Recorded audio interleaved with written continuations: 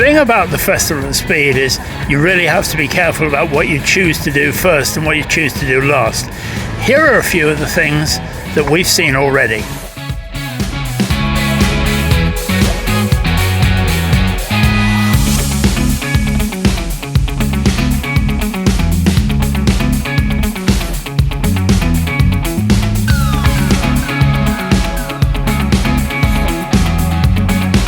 And look what we found, parked in a shelter the same as any other race car, and that is the Ford GT40, but not any Ford GT40, as if there ever was such a thing as any GT40. This is chassis number 1075. This won Le Mans twice, Rodriguez and Bianchi the first time round, and then with Jackie Eakes and Jackie Oliver, who won second time round in it, both times in the Golf livery. And of course the second time Jackie Eakes made his protest, where he actually said, I'm not going to run across the road anymore because that's dangerous. He walked across the road and the car won by 300 yards in the end. It's very special. It's probably the most valuable racing car in the world. This, as we wander around the Aston Martin part of the paddock, is an Aston Martin Project 215. Utterly beautiful, absolutely fantastic, but built very much with aerodynamics in mind. And you can see from the sweeping lines of this car that it was designed to cut through the air as quickly as it possibly could. Interestingly, it was on that sort of cusp of just how cars were beginning to suffer from lift. This car was doing 190 miles an hour down Mulsanne Straight at Le Mans, and that the lift on this would have been incredible. No downforce at all, except for this bit at the back, the cam tail as they were known, just that little lip on the back to try and keep the back end down. But that would have been really, really rushing through the air, and the pressure under the car would have been incredible. Project 215 was not as successful perhaps as the DBR1, but nonetheless an utterly beautiful car. It's amazing when you wander around the Festival of Speed paddock just what you can see and just what you come across, and things that perhaps you weren't really expecting to find. And this is an Aston Martin. It is an Aston Martin which is beyond compare as far as I'm concerned, beautifully restored and probably better than it ever came out of the factory in 1921. And this is chassis number AE3, which means it is the third Aston Martin ever built. Not only the third Aston Martin ever built, but the oldest in existence today. And just look at the way that this car has been restored. Better than it's ever been before, I am absolutely sure of that, but nonetheless, the engine, the chassis, the gearbox are all absolutely original. A fantastic find.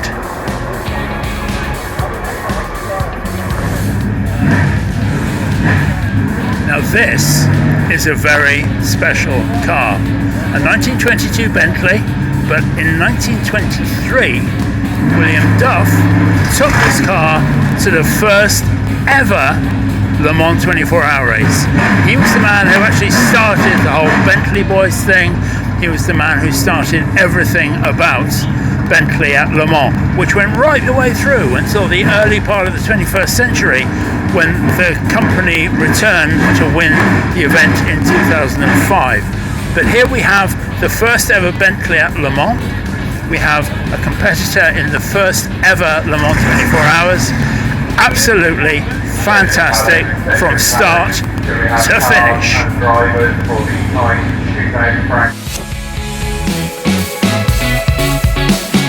We've even got cars from NASCAR, and that's going to be interesting up the hill, isn't it? This, unbelievably, is a Toyota Camry, but nothing like anything that you've seen before. The other cars in this group are all Chevrolets. They're all very, very specialist race cars. They've got nothing to do with the cars that they purport to be. We've got Camaros, a Mustang, we've got a Chevrolet Monte Carlo, and we have this Toyota Camry. None of them are anything other than absolute race cars.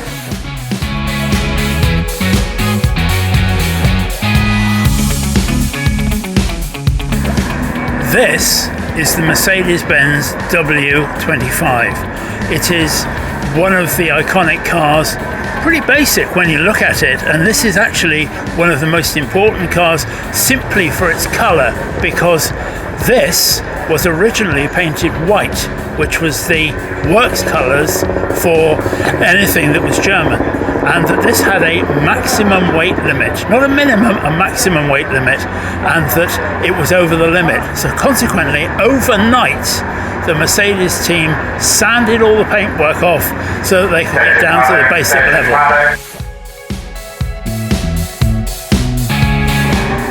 This is the Mercedes W165, 1939. So the evolution from that W125 that we just looked at up to here is huge. And that, of course, was because these cars were sponsored by the Nazi regime, and that they were all about pushing Germany forward as the powerhouse of anything technical.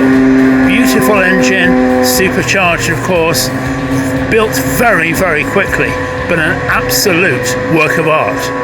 They're expecting 300,000 people here over the course of the next weekend, the next 4 days. Out on track right now, we've got a McLaren display, but you can see behind me Goodwood House, the old stately home built in 1700s, and right in front of it, the display created by Jerry Judah as a homage to Aston Martin. Now, we've seen lots of different displays out there in the past, and very often they'll have lots and lots of cars. Aston Martin, they actually only need one car up there, and that is the DBR1 that won Le Mans in 1959 with Carroll Shelby, the Cobra King, and Roy Salvadori, who is famous for saying, "Give me a summer's day at Goodwood and you can forget the rest of the world."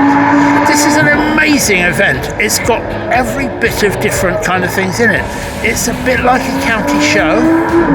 It's a bit like a motor show, an auto show.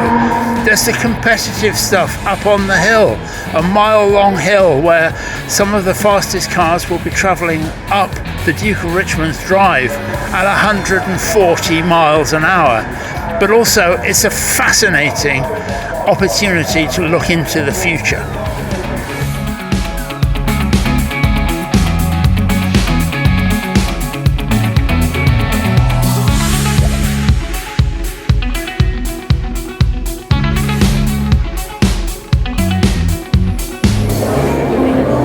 Now, this is interesting because here we are in the Festival of Speed Future Lab, and here is a whole city made out of various bits of technology, and there's everything from diversity to research and everything in between.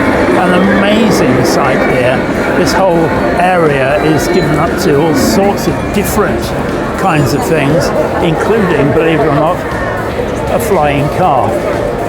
Now, we've had flying cars forever. They've been talking about these for 60 years, but this is something a bit different, and is here on display in the FOS Future Lab.